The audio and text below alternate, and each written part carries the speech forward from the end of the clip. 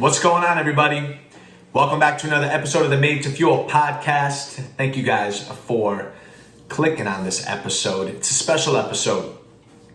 First episode that I've ever done where there's also a video so you can watch and listen to the podcast at the same time. And some of you are probably asking why I'm doing this right now. And the reason that I decided to do my first video podcast is because this is the most personal episode that I have released so far. And something a little drastic happened about a week ago that's going to play an impact for the next few weeks here in the summer. So I had to get a physical, and my doctor noticed something on my stomach where I've had surgery previously. And he said that it didn't look normal, like the healing just wasn't fully normal. So he sent me to a specialist. And I met with this specialist last week on Tuesday, and it was very overwhelming, to say the least. And it was overwhelming because he threw so much at me in such a fast amount of time. And he pretty much said that I needed to go ahead and get minor surgery to fix the area that didn't heal from the previous surgery where my scar is. So since I went to the specialist, I had to go see my physician again to do a pre-op. I had to go give blood. Today I had to get an ultrasound so we can see if the area that needs to be operated on is near the abdominal wall or if it's near the fascia tissue. Is it both? And then on Saturday, I'm going to get a COVID test because I cannot get surgery without the COVID test. And then on Monday, I have to go in for this minor surgery, and hopefully everything goes well and the healing should be anywhere between 2 to 3 weeks. So how do we get to this place in the first point? So that's really where I wanted to dive into this episode to share one of the scariest stories that has happened to me personally. Something that has affected me traumatically in my life and changed a lot of my viewpoints since I had the scare. And this happened about 4.5 years ago. So when I was 27 years old, I was living with a buddy of mine in a condo in Bridgeport, and we both worked together. And we were watching football one Sunday. This was December 20th. I'll never forget the dates. December 20th, it was a Sunday, and watching football all day, that used to be our Sunday thing. It was like a bro day. And out of nowhere, at like 7 o'clock at night, when I got off the couch, I felt all this tingling going down my stomach. It was going down my back. Just think about your entire upper body tingling. It was just like an awkward feeling. I can't even describe it. It wasn't painful. It was just awkward and tingly. So something I've never obviously felt before.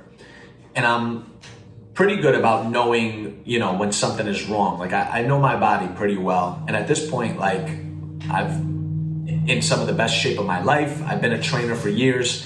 I kind of get a grasp on what's going on. So something was definitely wrong. The next day, I wake up 5 o'clock in the morning. Mind you, I barely slept all night because I just had this uncomfortable feeling, and I decided that I was going to call out of work that day at school to teach. So, because I felt so uncomfortable, I got no sleep. So I call out at about 5 o'clock in the morning, and I decide that I'm going to go see my physician. The problem is my physician's office didn't open till sometime between 8 and 9 o'clock in the morning. So I had to wait it out.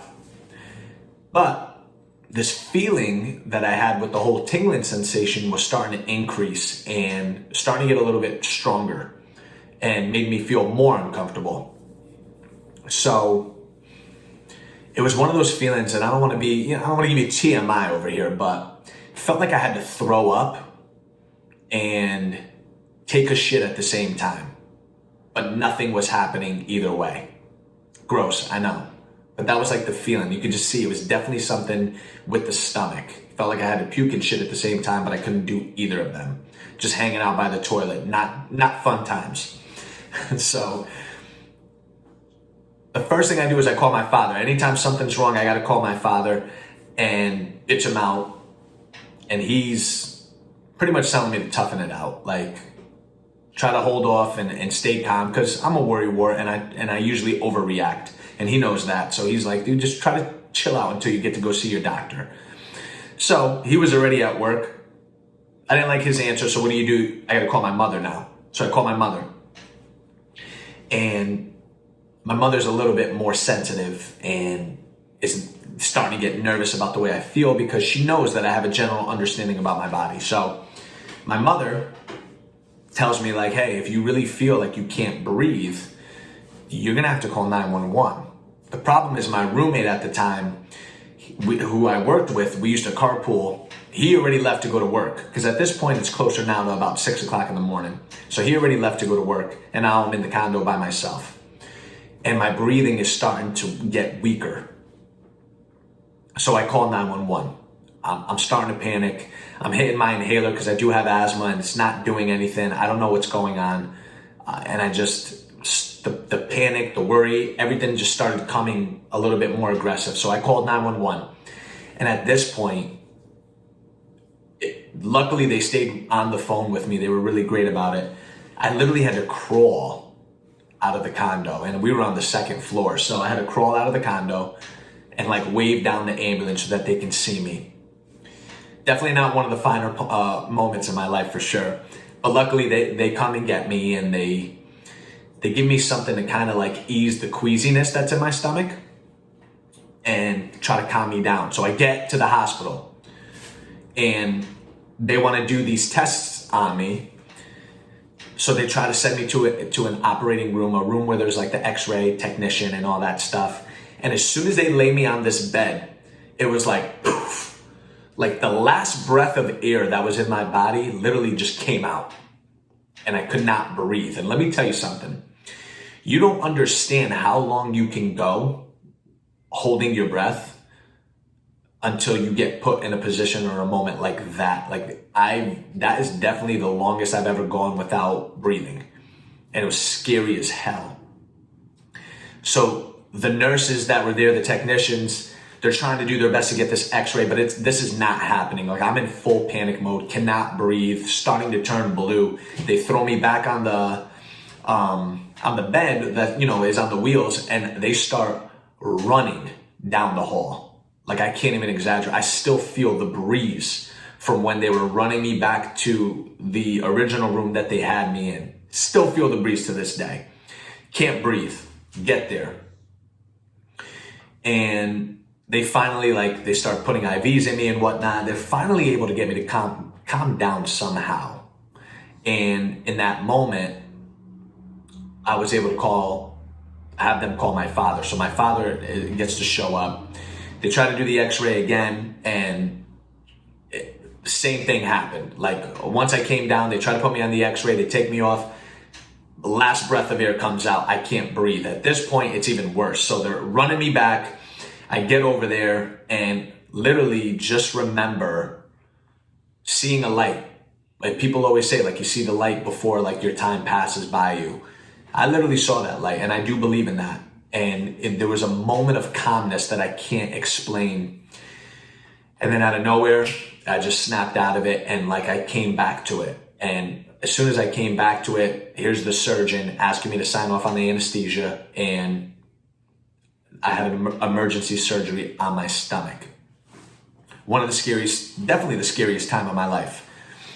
Very sudden, unexpected. For those of you that don't know what a perforated ulcer is, it's pretty much a hole in the lining of your stomach where everything that your body wants to process out, it was going into my bloodstream. So that's why I was getting this tingling sensation. And I already know what you're thinking. You're probably like, well, wouldn't you have noticed this sooner? And there was definitely, as I look back on it, some triggers that probably were signs that there was something wrong, but it was disguised. I remember hanging out at my cousin's house. I went over there for dinner one night, and I had an uncomfortable feeling after I ate dinner, and I just thought maybe it was something that I ate. We probably didn't eat the healthiest thing. I thought maybe it was the food just didn't sit right. And then a week later, my sister had a huge holiday party because it was near Christmas time. And same thing, I just had this really uncomfortable feeling after I ate, and I'm just agita. I can't even describe it. It just felt like everything was coming back up. So again, I thought it was maybe something that I ate. I didn't really put two and two together, or I assumed that it was due to soreness because obviously working in exercise and working out as much as I did, I just thought maybe I pulled something. So, but no, it was a perforated ulcer. Bad things was going into my bloodstream, and eventually, like as it was continuing to build up, it got worse and worse. So I had the surgery. Now, I want to give you a little bit of a backstory here because this is important and it's gonna piece it all together. Right near Thanksgiving, I had a student who had different living situations. I'll put it to you like that. I don't want to give too much of this person's information away, but needed assistance wherever they were living. And it was just the student and the mother. And I found out about this near Thanksgiving. So when I found out that this kid was going through such a hard time with his mother, I brought it up to my principal and I said, I feel like we really need to do something for this family and just kind of do it anonymously. Like we not even let them know like what was going on. So that Thanksgiving, which is my favorite holiday, mind you, I barely ate. Like I ate way less than I normally did, and my family could tell that I was very bothered. I didn't want to bring it up because it's a holiday to celebrate and enjoy being with your family and being thankful for everything that you have, the people that are in your life, that moment. I didn't want to bring this story because it was a negative story. But they could tell that it was really bothering me and I wasn't myself. So I told them this situation and my family wanted to help out as well. So I remember going to a few stores with my mother and, we spent a bunch of money on toys for him. Gift cards that we got to grocery stores, to clothing stores, even little things for the mother. Like we put all this stuff together. My principal got a couple of things for the family as well.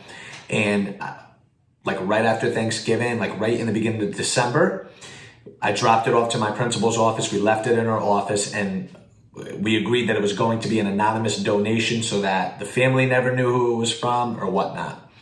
So now I'm in the hospital and all of this happened. Mind you, when you're going through a traumatic situation, the mindset is on you.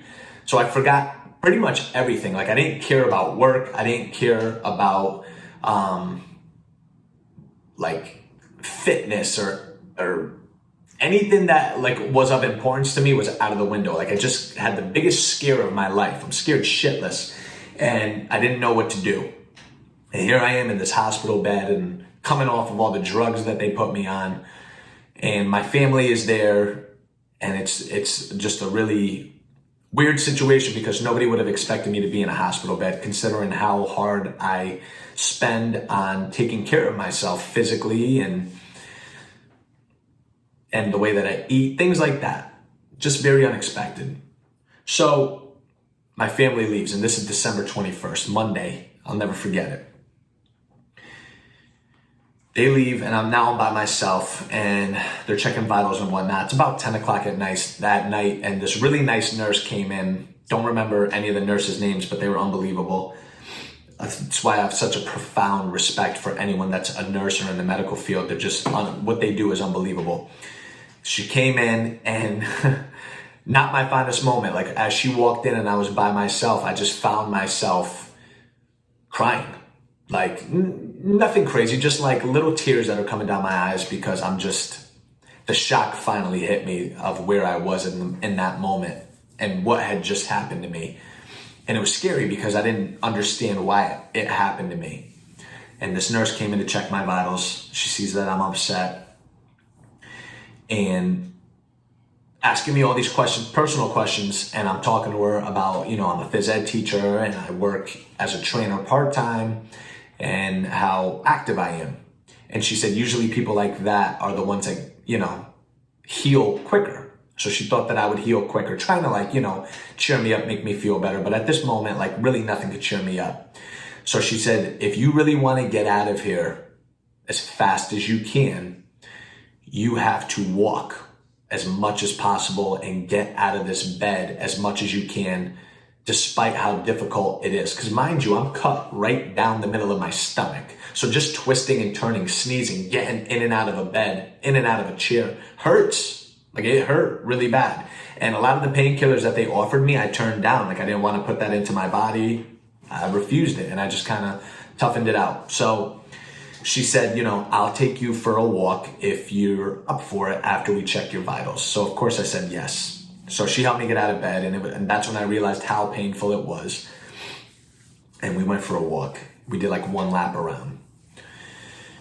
And then I go back to bed, and like if you've ever gone to bed overnight in a hospital, you don't ever sleep. It's like the noisiest time. That's why most people sleep during the day, because at night it's like a party, man. Like everybody's coming in and making noise. It sucks.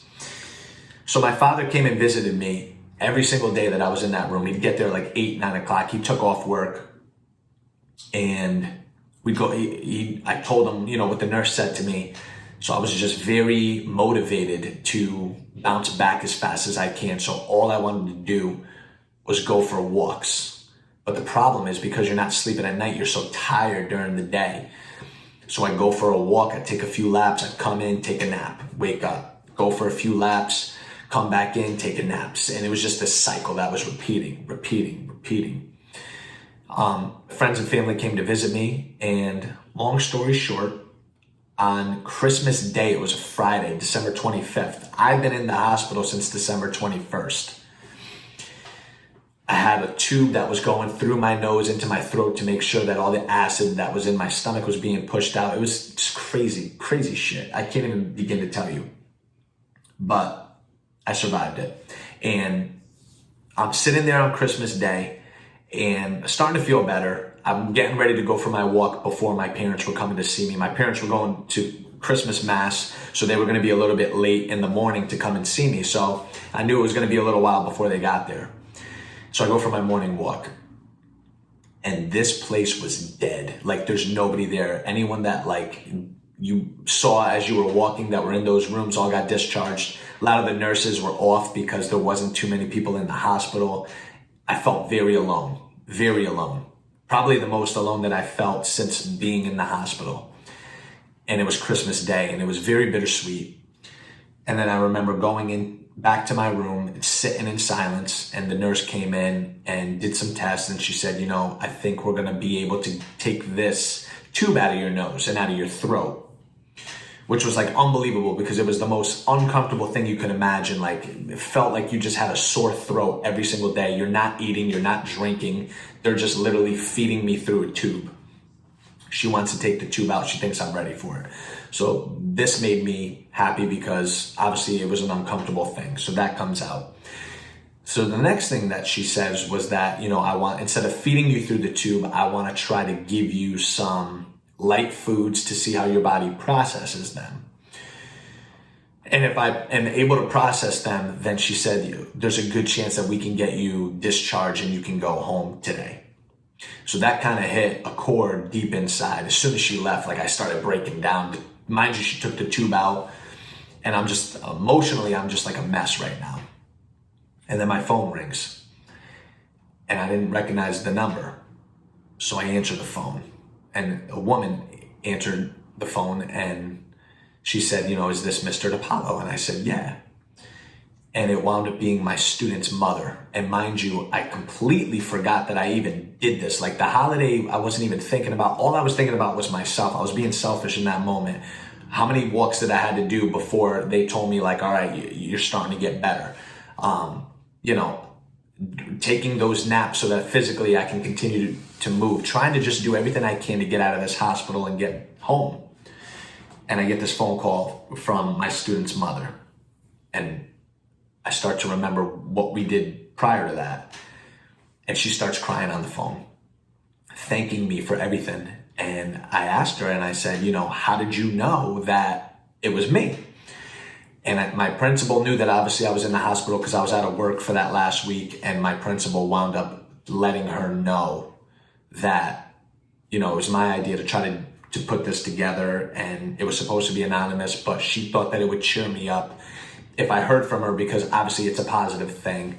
And clearly she had no expectation that I would be in the hospital and went through this experience. So we're both crying on the phone together. It was just super, super emotional. But the reason I wanted to say that backstory is because sometimes we get so lost into doing things for ourselves And when you actually do something for other people, you don't realize how big of an impact that can make for you.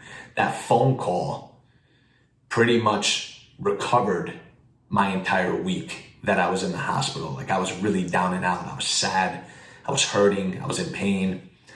And every day that I was there, it was just a less and less sign of hope that I was going to be able to get home.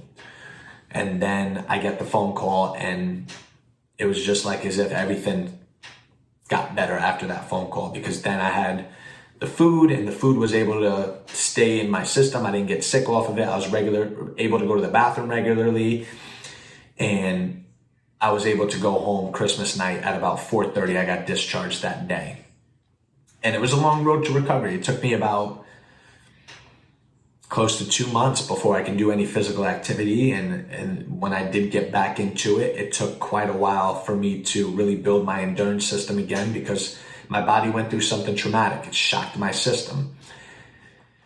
Fast forward now, four and a half years later, and that whole experience changed a lot for me. So when people talk about the motivation factor that I bring, that is something that I pride myself on, because I've gone through that dark time, and I've gone through other instances in my life where, like, you know what dirt tastes like, and you don't ever want to taste it again. And the only thing you want to do is shine that light, be that light of positivity. And through that dark time, I was able to bring some kind of light into someone else's life, despite what I was going through. Being a fitness trainer, I'm able to hopefully shine a light on the people that are a part of the classes that I teach or the programs that I offer. Being a teacher, all those students that I get to interact with, like, that's what it's all about. It's about what you do for others. It's not what people do for you, what you do for others.